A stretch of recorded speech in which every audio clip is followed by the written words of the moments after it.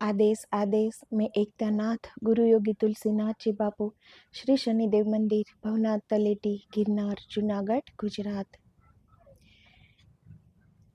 तो हमारा नाथ संप्रदाय है। गोरक्षनाथ जी हमारे इष्ट देवता है। तो आज गोरक्षनाथ जी के विषय में बात करेंगे। उनको पहचानना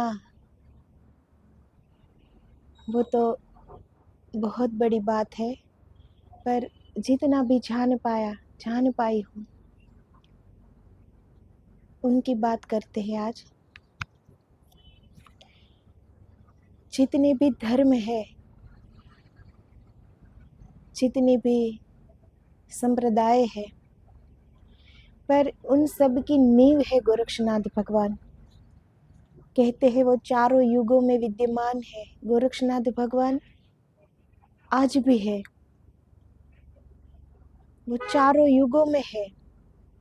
तो वो एक धर्म की, एक संप्रदाय की, एक सत्य की राह की वो नींव है।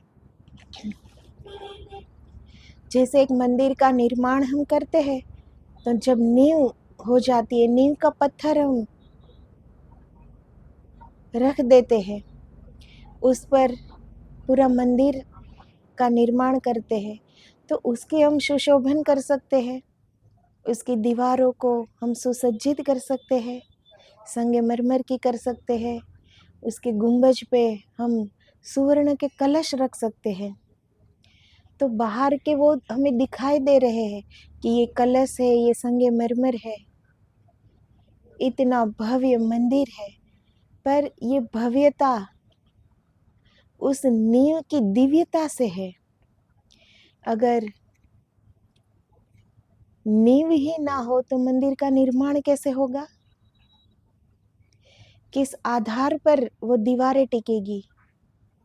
तो गोरक्षनाथ जी नींव है हर धर्म की। अगर गोरक्षनाथ जी भगवान न होते तो कबीर जी, मीराबाई, दादू जी, वाजिद, फरीद, गुरु नानक, उन सब भी ना होते। गोरक्षनाथ के बिना ये कोई भी न हो सकेंगे। इन सब के मौलिक आधार गोरक्षनाथ में है। फिर मंदिर बहुत ऊंचा उठा, मंदिर पर बड़े स्वर्ण कलश चढ़े, लेकिन नींव का पत्थर है। और स्वर्ण कलश दूर से दिखाई पड़ते हैं, लेकिन नींव के पत्थर से ज़्यादा मूल्यवान नहीं हो सकते। और नींव के पत्थर किसी को दिखाई भी नहीं पड़ते, मगर उन्हीं पत्थरों पर टिकी होती है सारी व्यवस्था, सारी भीतियाँ, सारे शिखरों की पूजा होती है। बुनियाद के पत्थरों को तो लोग भूल जाते हैं, क्योंकि वो दिखाई नहीं देता। जो बुनियाद है, जो नींव है, उनका पत्थर हमें दिखाई नहीं देता। सोने का कलश तो हमें दिखाई देता है, पर उनकी बुनियाद नहीं दिखाई देती। हम कलश की पूजा करते हैं, मंदिर की पूजा करेंगे, पर उस नींव को हम भूल जाते हैं कि ये मंदिर किस पर खड़ा है। तो बाकी जो सब संत हुए, उनकी वो धार लगी हुई है, उनके पास पहले से सब है, जैसे आज हमारे पास है। आज हमें सत्य की राह पर चलना है, हमें ईश्वर के दर्शन करना है, हमारे स्वस्वरूप का दर्शन करना है, तो हमारे पास वो सारी व्यवस्थाएं उपलब्ध है। इतने संतों की जीवनी है, सारे शास्त्र है, वेद है, पुराण है, उपनिषद है, महान ग्रंथ है हमारे पास। तो आज हमारे पास सब कुछ है उस रास्ते पर चलने के लिए। हमें आलस्य हमारी छोड़ के सिर्फ परिश्रम करना है, बाकी का सब हमारे पास है। जो हम समझ सके, उस राह पे जा सके, वहाँ कैसे पहुँचा जा सकता है वो राह भी है, क्योंकि राह के पत्थर वो चुन लिए गए हैं, हमारे लिए रास्ता आसान कर दिया है। पर गोरक्षनाथ जी तो वो पहली नींव है, उनके लिए उन्होंने सब ये जाना, किया, लिखा, और हमको दिया। बाकी जो हुए उनके पास वो आधार था कि कैसे जाया जा सकता है, भीतर की यात्रा हम कैसे कर सकते हैं। नाम जप, गोरक्षनाथ जी ने इतनी विधियां दी है, इतनी विधियां दी है कि अगर सारी विधियां अगर पता चल जाए ना इंसान को तो उलझ जाए, पर उलझना नहीं है, वो विधि है सुलझने के लिए। उन्होंने उतने रास्ते दिए हैं कि किस विधि आत्मदर्शन पा सकते हैं, किस विधि ईश्वर का दर्शन पा सकते हैं, उस सत्य को पा सकते हैं। उनका अलग अलग रास्ता दिया है, पर उनमें से एक रास्ता पकड़ो जो तुम्हें सुगम लगे, तुम्हें सहज लगे, तुम्हें अच्छा लगे, तुम्हारी श्रद्धा बढ़े, जिस राह पर विश्वास हो। श्रद्धा के बिना तो एक पाँव भी नहीं धर सकते उस राह पर। तो पहली तो मांग है श्रद्धा, विश्वास होना चाहिए अखूट अटूट, तब हम चल सकते हैं। तो पहली बार जिन्होंने पहली बार किया उन्होंने तो वो स्वयं किया, और जो दूसरा होता है उनके पास तो जो पहले ने किया वो उनका आधार होता है उनके पास। जो रास्ते के कंकड़ होते हैं वो पहला जो वहां पहुंचा उन्होंने वो रास्ते के कंकड़ चुन कर फेंक दिए, राह आसान बना दी। जो दूसरा आया उनको तो सिर्फ अब चलना ही है, अब उसे झुक कर वो कांटे कंकर चुनने नहीं है, ना पैर लड़खड़ाएंगे ना पैरों में चुभेंगे कांटे, रास्ता है अब। तो वो जो पहले गया उन्होंने वो रास्ता दिखाया, वो रास्ता कांटों कंकड़ से मुक्त किया। तो वो गोरक्षनाथ जी है, शिव जी का रूप ही है गोरक्षनाथ जी। शिव ही गोरक्षनाथ है और गोरक्षनाथ ही शिव जी है, और उन्हीं का ये पंथ है नाथ संप्रदाय। हमारे इष्ट देव है गोरक्षनाथ जी।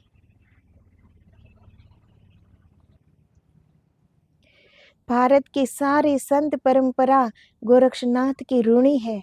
जैसे पतंजलि के बिना भारत में योग की कोई संभावना न रह जाएगी, जैसे बुद्ध भगवान के बिना ध्यान की आधारशिला उखड़ जाएगी, जैसे कृष्ण भगवान के बिना प्रेम की अभिव्यक्ति को मार्ग न मिलेगा, ऐसे ही गोरक्षनाथ जी के बिना उस परम सत्य को पाने के लिए विधियों की जो तलाश शुरू हुई, साधना की जो व्यवस्था बनी, वह न बन सकेगी।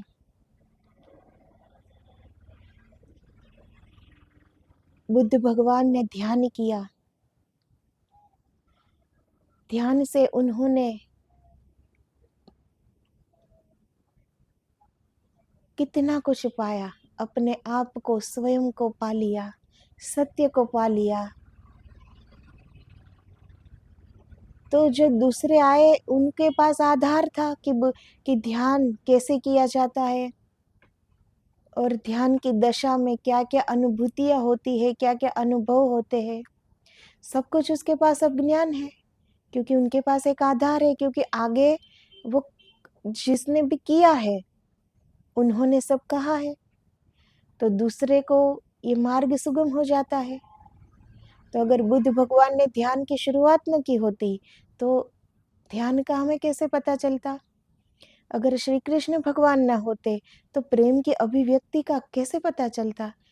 राधा माता और श्री कृष्ण का प्रेम,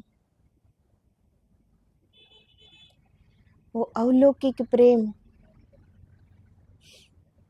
जीवात्मा और आत्मा, जीवात्मा आत्मा और परमात्मा, उनका कैसे एक संगम होता है। एक जीव जब शिव बन जाता है कितना प्रेम होगा, कितनी विरह होगी। वो सारा कुछ श्री कृष्ण भगवान में हमें देखना मिलता है, वो हमने सुना है, पढ़ा है। ग्रंथ है महाभागवत। तो कृष्ण भगवान न होते तो प्रेम की अभिव्यक्ति का कैसे पता चलता? पतंजलि न हुए होते तो योग का कैसे पता चलता? हमारे नाथ संप्रदाय में भी योग एक महत्व, बहुत महत्ता है। योग में, योग पर ही गुरु गोरक्षनाथ जी ने कितनी विधियां बताई है। षड चक्रण भेदन की, कुंडलिनी शक्ति जागृत करने की, सारे योग बताए हैं। ध्यान से भी जा सकते हो, जप से भी जा सकते हो, योग से भी, योगा से भी जा सकते हो। बहुत सी विधियां बताई है। गोरक्षनाथ जी ने जितना आविष्कार किया मनुष्य के भीतर अंतर खोज के लिए, उतना शायद किसी ने भी नहीं किया। उन्होंने इतनी विधियां दी कि अगर विधियों के हिसाब से सोचा जाए तो गोरक्षनाथ सबसे बड़े आविष्कारक है। इस पथ के पहले पथिक, इस धर्म के मंदिर की वो पहली नींव, जो सब कुछ उन्होंने किया, शायद ही ऐसा कोई दूसरा कर पाए अब। क्योंकि जो अब दूसरा करेगा वो दूसरा ही रहेगा, क्योंकि शुरुआत एक बार होती है और वो शुरुआत गोरक्षनाथ जी ने कर दी।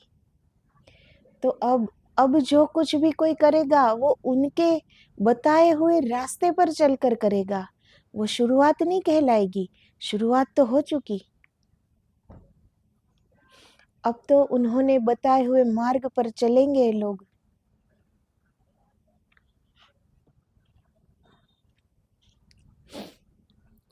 गोरक्षनाथ जी के पास अपूर्व व्यक्तित्व था, जैसे आइंस्टीन के पास व्यक्तित्व था। जगत के सत्य को खोजने के लिए जो पेन से पेन उपाय अल्बर्ट आइंस्टीन दे गया, उसके पहले किसी ने भी नहीं दिए थे। अब उनका विकास हो सकेगा, अब उन पर और धार रख सकते हैं। मगर जो प्रथम काम था वह आइंस्टीन ने किया है। जो पीछे आएंगे वे नंबर 2 हो गए, वे अब प्रथम नहीं हो सकते। राह पहली तो आइंस्टीन ने तोड़ी, अब इस राह को पक्का करने वाले, मजबूत करने वाले, मील के पत्थर लगाने वाले, सुंदर बनाने वाले, सुगम बनाने वाले बहुत लोग आएंगे, मगर आइंस्टीन की जगह अब कोई भी नहीं ले सकता। ऐसी ही घटना अंतर जगत में गोरक्षनाथ जी के साथ घटी है। तो आइंस्टीन ने जो काम किया वो दूसरा नहीं कर सकता, वो दूसरा उसे और सुंदर बना सकता है, सुगम बना सकता है, मजबूत बना सकता है, पक्का बना सकता है, पर शुरुआत तो नहीं कर सकता ना। वो शुरुआत तो हो चुकी। उन्होंने जो कार्य किया वो तो उन्होंने कर दिया। एक रास्ता बनाने में जब हम नीचे से उन्हें खोदते हैं, जमीन को तोड़ते हैं, खोदते हैं, इसका एक लेवल बनाते हैं, वो सब काम हो गया, वो शुरुआत थी, हो गया। अब उन पे रास्ता आप सहज और सुगम, सुंदर, पक्का बना सकते हैं।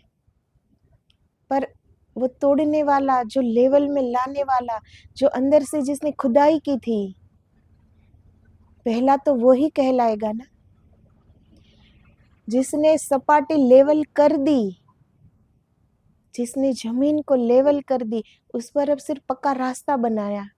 जब दूसरा आएगा वो सिर्फ उसका धार निकालेगा, उसे मजबूत करेगा, पक्का करेगा, फिर भी वो दूसरा ही कहलाएगा। ये नहीं कहलाएगा कि उसने शुरुआत की है।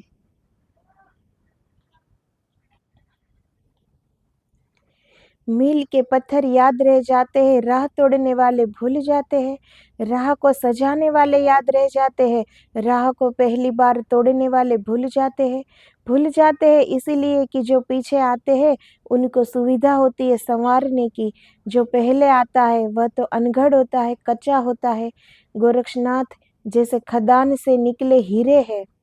अगर गोरक्षनाथ जी और कबीर जी बैठे हो तो हम कबीर जी से प्रभावित होंगे, गोरक्षनाथ जी से नहीं, क्योंकि गोरक्षनाथ जी तो खदान से निकले हीरे हैं और कबीर जी जिन पर जौहरियों ने खूब मेहनत की, जिन पर खूब छेनी चली है, जिनको खूब निखार दिया गया है।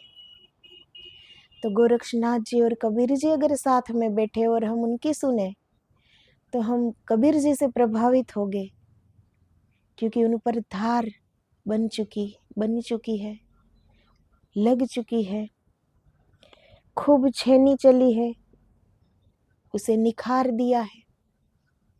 पर गोरक्षनाथ जी तो खदान से निकले हीरे की तरह है, क्योंकि वो पहले पायदान है, वो पहले है। बाकी ये एक उदाहरण है कि बाकी उनके बाद जो आते हैं उनके पास सुगमता है, आधार है, आधारशिला है। हमारे पास ग्रंथ है, हम पढ़ सकते हैं, हम सुन सकते हैं कि कैसे ईश्वर की राह पर हम कैसे जा सकते हैं। हमारे पास वो सारा मटेरियल है, तो हम निखर सकते हैं, संवर सकते हैं। पर गोरक्षनाथ जी ने जब किया होगा तो उन्होंने वो अपने बलबूते किया है, अपनी स्वयं की शक्ति को उजागर करके किया है। उसने अपने स्व पहचान करके वो आत्मदर्शन कैसे किया जाता है वो उन्होंने खुद किया है और हमें दिया है। तो अब हमें तो वो पता है, रास्ता तो पता ही है, कैसे जाना है, क्या करना है, सब पता है। देर क्या है करने की, देर क्या है चलने की, बाकी सब पता है। लेकिन गोरक्षनाथ जी ने जब पहली पहली बार किया होगा उनके पास कोई आधार नहीं था, वो तो स्वयं आधार है सारे संप्रदाय के, सारे धर्म के, क्योंकि उन्होंने किसी भी आधार के बिना स्वयं किया है।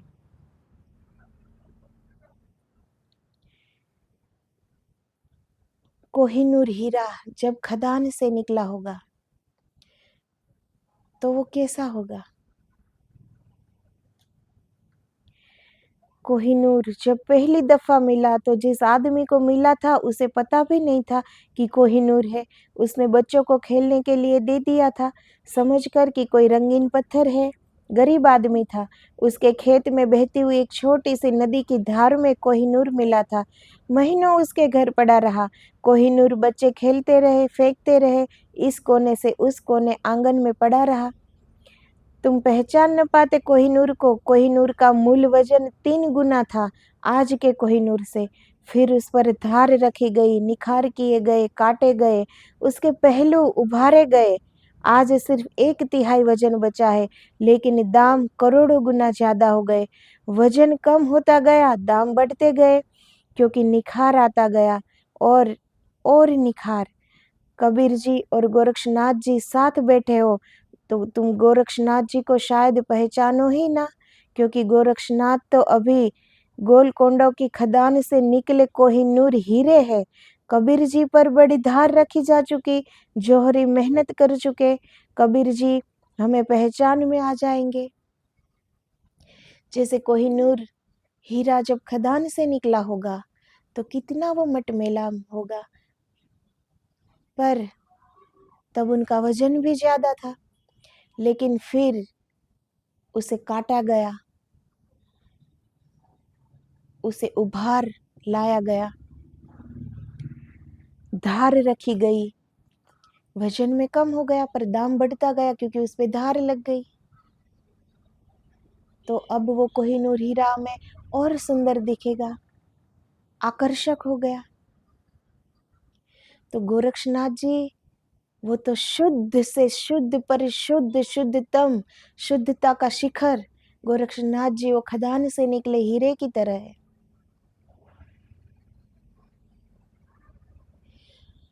और कबीर जी और जो दूसरे संत हुए उन पर धार लग चुकी है, उनको छेनी से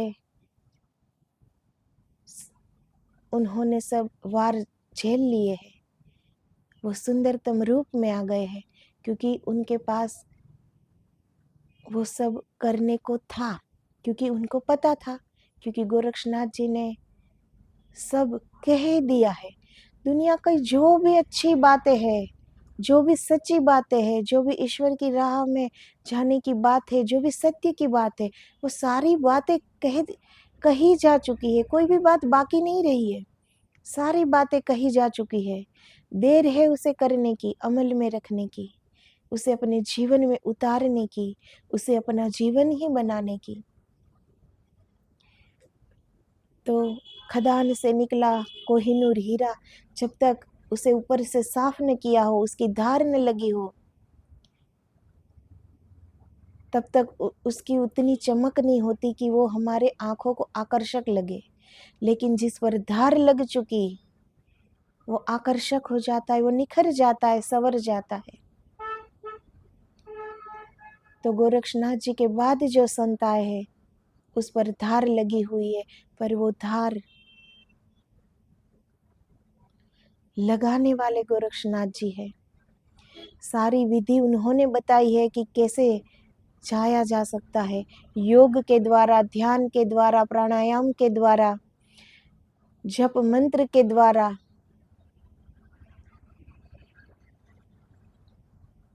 सारी विधियां बता दी गई है, सारी विधियां, अनेकों अनेक विधि दी है। बाकी जो आए उन्होंने क्या किया, उनमें से एक विधि जो उनको सुगम लगी, उनको सहज लगी, वो उस पर चल पड़े। रास्ता है, दिखाने वाला पथिक वो भी है, आधार भी है, सिर्फ चलना है।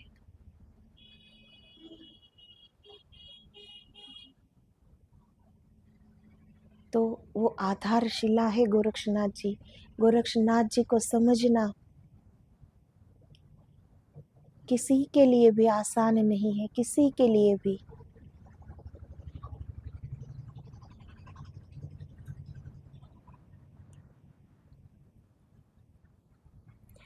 गोरक्षनाथ जी के वचन सुनकर तुम चौंकोगे, थोड़ी धार रखनी पड़ेगी। अनगढ़ है, वही धार रखने का काम जो दूसरे आएंगे वो करेंगे, वो धार रखेंगे। बात उनकी ही होगी, जो सारी बातें हैं, जो सत्य की बातें हैं, वो गोरक्षनाथ जी ने कह ही दी है।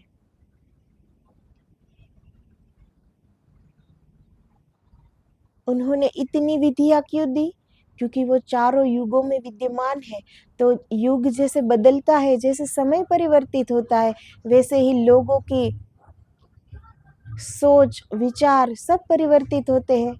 तो जिस समय में जिसको जो सहज लगे, सुगम लगे, जो समझ सके, वो राह गोरक्षनाथ जी ने पहले ही दी है।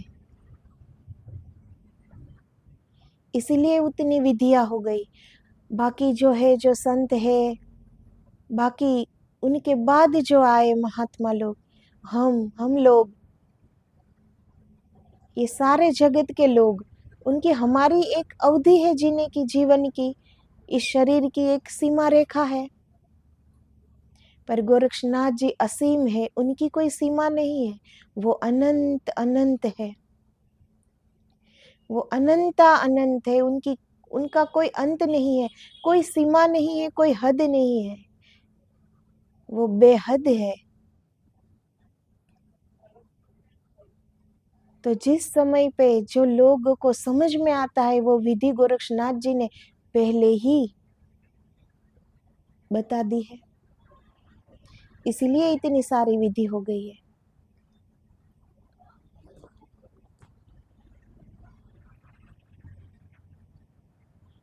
जो भी सार्थक है गोरक्षनाथ जी ने कह दिया है, जो भी मूल्यवान है कह दिया है।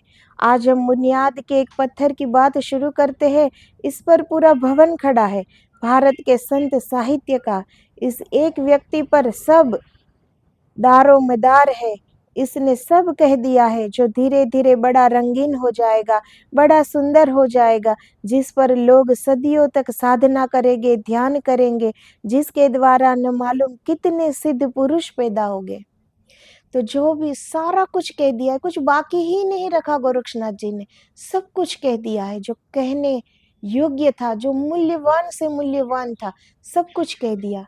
अब के महात्मा लोग, अब के संत जन क्या करेंगे? उसको और सुंदर बनाएंगे, जो आज के समय में हम समझ सके उस बात को। उदाहरण, जैसे हम पहले रामायण देखते थे, तो वो उस समय में जितने वन जंगल, कैसे वेशभूषा थी उनकी, वो उस समय की बात थी। आज की जनरेशन को अगर वो रामायण दिखाएंगे तो बहुत कम होंगे जिनको वो पसंद आएगी। जो रामायण को इतने भाव से, निष्ठा से, कि रामायण में राम जी है, सीता जी है, वो भगवत प्रेम से देखेंगे तो बात अलग है। बाकी अगर देखने को देख रहे हैं तो उनको उसमें क्या सुंदर दिखेगा?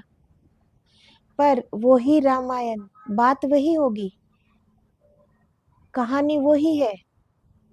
क्या हुआ था सबको पता है, रामायण में क्या हुआ था सबको पता है, बात वही है।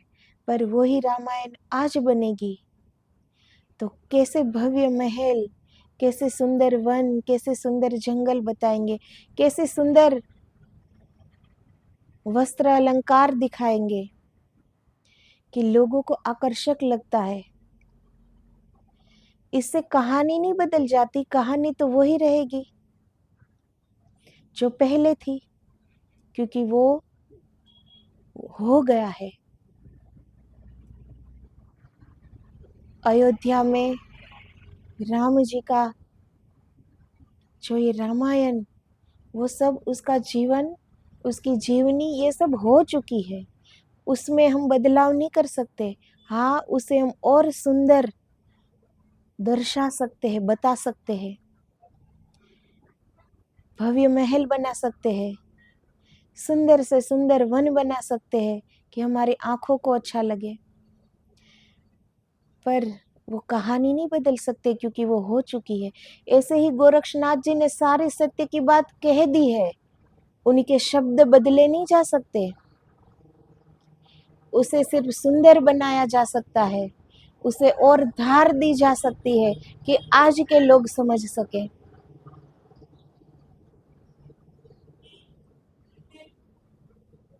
कबीर जी जैसे अनपढ़ थे, वो कहते थे कि मछली चढ़ गई पेड़, कौन समझेगा, ये उनकी गुड़ भाषा है सब। पर अब जिसके समझ में, वो जो समझ पाए, वो ऐसे उस बात को समझाएगा कि भाई कबीर जी किसको मछली कह रहे हैं और किस पेड़ पे चढ़ने की बात कह रहे हैं, वो ऊर्ध्वगामी होने की बात कह रहे हैं। पर सीधा ऐसे जब उन्होंने कहा होगा कि मछली चढ़ गई पेड़, तो किसने समझा होगा? वही बात उस पे धार लगा दो, उसको, उसका विशेष अर्थ, उसका पूरा अर्थ समझा दो कि वो कहना क्या चाहते हैं, हो गई बात वही सुंदर। बात वही की वही है, वही बात का ये भावार्थ है, पर उस पर एक धार लग चुकी कि लोग किस तरह वो बात को समझेंगे। तो वो लोग वो बात सुनते हैं, समझते हैं, अच्छी लगती है, करने जैसी लगती है, पर बात का मतलब नहीं फिरेगा। वो भी यही कहना चाहते थे, सिर्फ उसके कहने का तरीका अलग था। तो यही बात है कि गोरक्षनाथ जी ने सारी सत्य की बात, मूल्यवान से मूल्यवान बात बता दी है। बाद में आए हुए उसी बात को एक नए सजीले पोशाक पहना के बताते हैं, बस।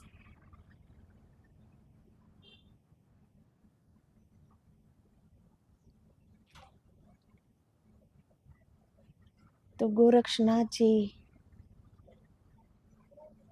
ये नाथ संप्रदाय उन्हीं का है, उन्हीं ने आविर्भाव किया है।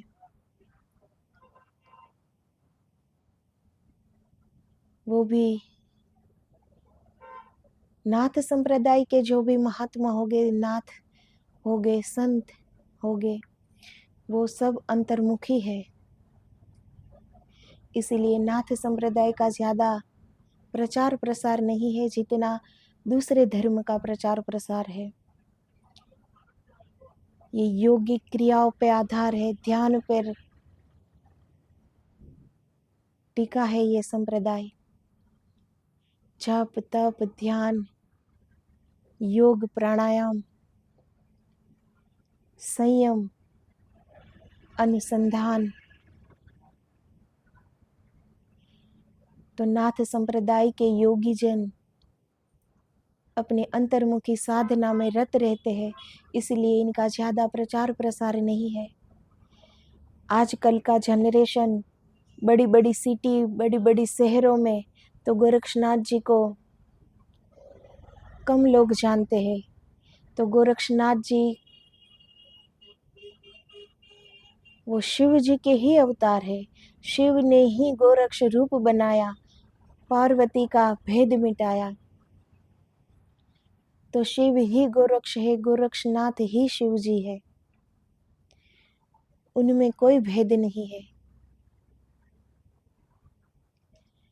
साकार को पूजो, निराकार को पूजो, जो भी करो, सारी विधियां दी है गोरक्षनाथ जी ने, पर सबकी मंजिल एक है। रास्ते भले ही अलग अलग है, मंजिल सबकी एक है। हमारे पास वो आधार है, हमारे पास रास्ता सुगम है, सहज है, पता है कैसे जाना है। कमी है एक लक्ष्य बनाने की, दृढ़ संकल्प कर लो बस। दृढ़ संकल्प हो तो क्या नहीं हो सकता, क्योंकि हमारे पास वो राह दिखाने वाला है, मार्गदर्शक है हमारे पास। तो हम चल सकते हैं, बस चलने की तैयारी करनी पड़ती है।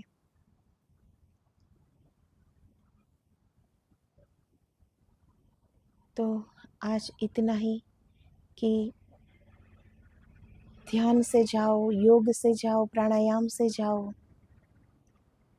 जप से जाओ, तप से जाओ, साधना करो, कुछ भी करो, जो भी मार्ग आपको पसंद है, पर कुछ करो, बैठो नहीं, कुछ करो। ये हमारी पहली फर्ज है। मनुष्य का जन्म ये जो हमें मिला है वो उन्हीं लक्ष्य प्राप्ति के लिए ही मिला है, पर हम वो भूल गए हैं और कहीं और ही हम दौड़ लगा रहे हैं। ये दौड़ कभी न समाप्त होने वाली दौड़ है, ये कभी नहीं समाप्त होगी। इसीलिए जरा भर रुक जाओ और सोचो कि जाना कहाँ है।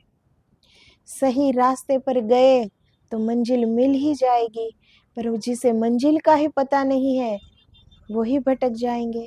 जाना कहाँ है वो ही ना पता हो तो वो राह कहाँ ख़त्म होगी।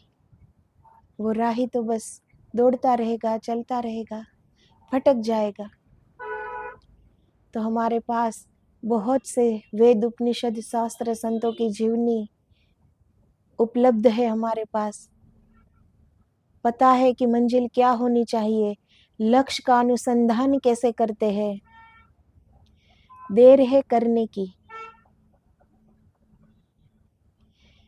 जीव को शिव में विलीन करने की, आत्मा को परमात्मा में एकाकार करने की, तादात्म्य साधने की।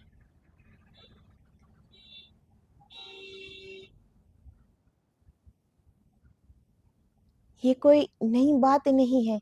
सबको पहले पहले नहीं किया होता तो लगता है कि भाई ध्यान कैसे करें, हम तो आंखें बंद करते हैं तो कहीं ना कहीं तुरंत कहीं ना कहीं पहुंच जाते हैं विचारों के माध्यम से।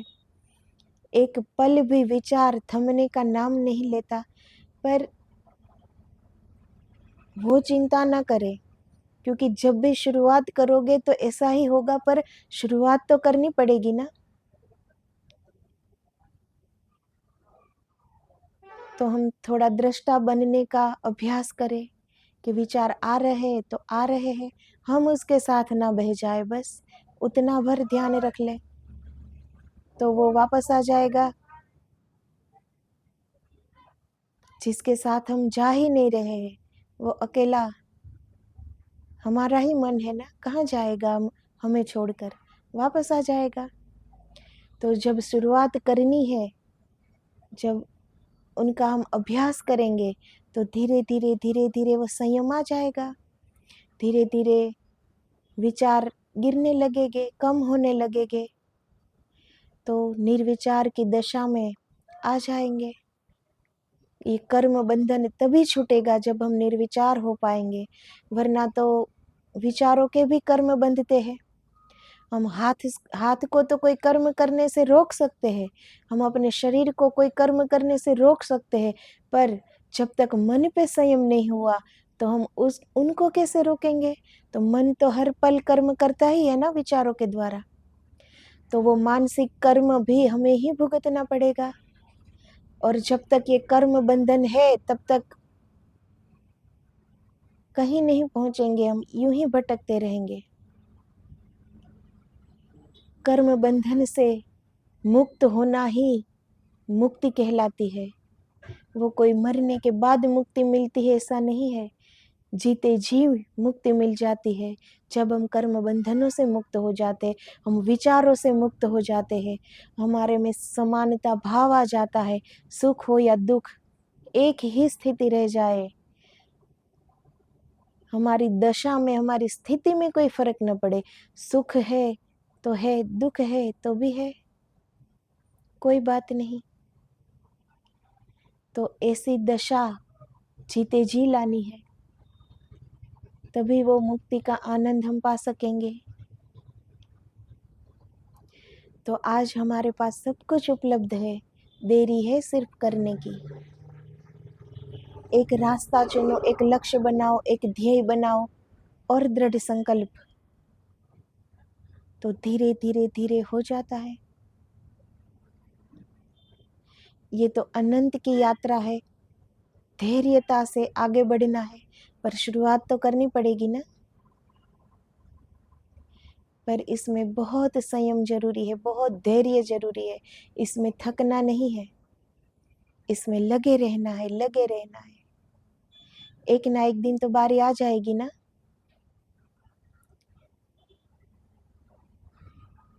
हमारा जन्म हुआ, धीरे धीरे हम मृत्यु की ओर जा रहे हैं, हमारा हर एक श्वास हमें मृत्यु की ओर ले जा रहा है। एक दिन मृत्यु भी हो जाएगी। आखिरी सांस में, जब आखिरी सांस होगी तब ये पश्चाताप होगा कि ये कैसा जीवन जिया, अभी अभी तक तो हमने अपने आप को भी नहीं पहचाना, अपने आप को भी नहीं पाया, पूरा जीवन व्यर्थ लगेगा।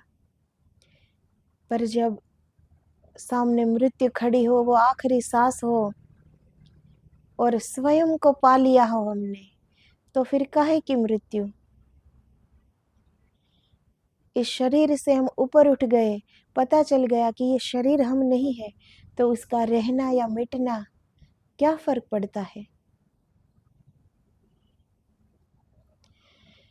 उस आत्मा में हमने परमात्मा के दर्शन कर लिए, उसी में एकाकार हो गए, तो आत्मा तो अविनाशी है, तो फिर कहाँ है जीवन और कहाँ है मृत्यु।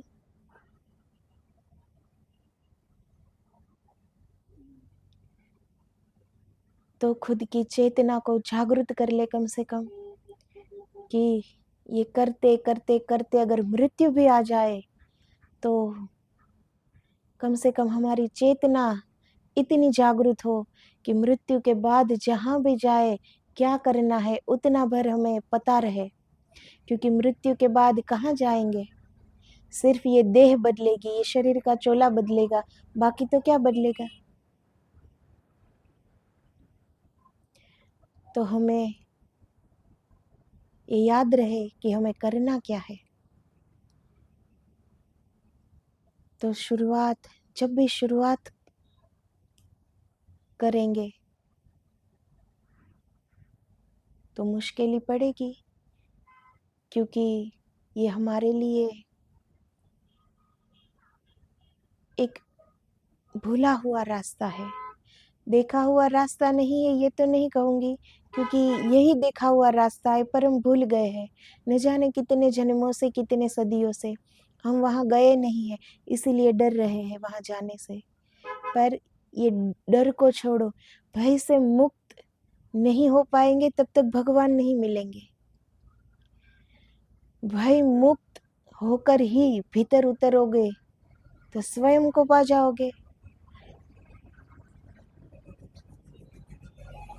ये हमें लगता है कि ये रास्ता हमारे लिए अनजाना है, पर ये रास्ता अनजाना नहीं है, यही रास्ता जाना पहचाना है।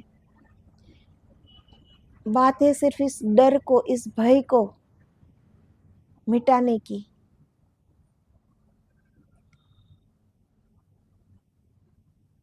तो धीरे धीरे अभ्यास करने से मन संयमित हो जाता है।